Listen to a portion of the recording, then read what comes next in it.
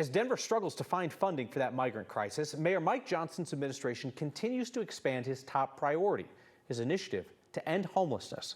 This week, City Council will finally find out just how much this is costing taxpayers. Our Mark Salinger found that the anti-homeless initiative has already been approved to spend tens of millions of dollars beyond what the public has been told. Solving homelessness isn't easy. Finding out exactly how much it costs isn't either. We know the strategy works. We know how to pay for it, and we know how to do it within our existing resources. In September of last year, Mayor Mike Johnston held 2 press conferences on the city budget, focusing on homelessness. This total cost is about $48 million. The following year would be even cheaper, he said. And we've laid out a $39 million budget. A total of $87.8 million budgeted over 2 years. But documents show Denver City Council has already approved up to $111 million in expenditures. That's up to $23 million more than the mayor said it would cost. More than $65 million approved to buy or lease hotels that the city has converted into shelters.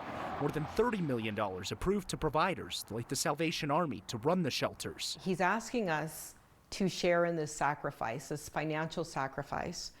But on the other hand, he is spending as if we are not in a so-called budget crisis. Dr. Lisa Calderon is a former mayoral candidate who ran against Johnston, gave him a tepid endorsement in the runoff, and has since become a strong critic of the mayor. She asked why the spending hasn't stopped for the mayor's initiative while budget cuts begin everywhere else. We have no real idea how much money is being spent. We know what city council says is being spent.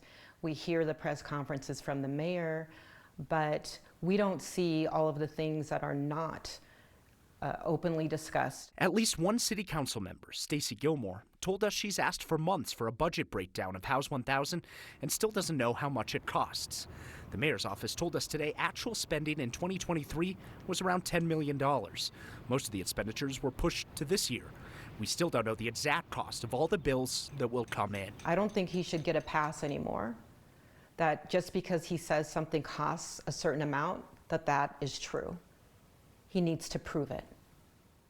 We asked for a full list and breakdown of the budget for House 1000, but did not get that. So we came up with those budget projections that you just saw there by going through more than 6 months of city council documents to try and match up the receipts to what Johnston has said publicly.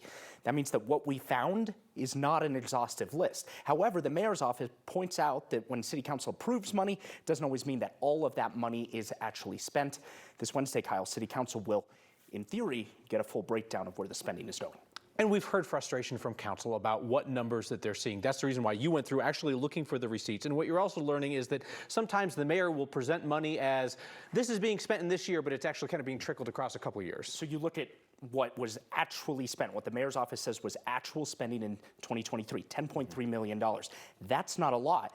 You look at what one of the hotels cost. That was $18.9 million just to buy.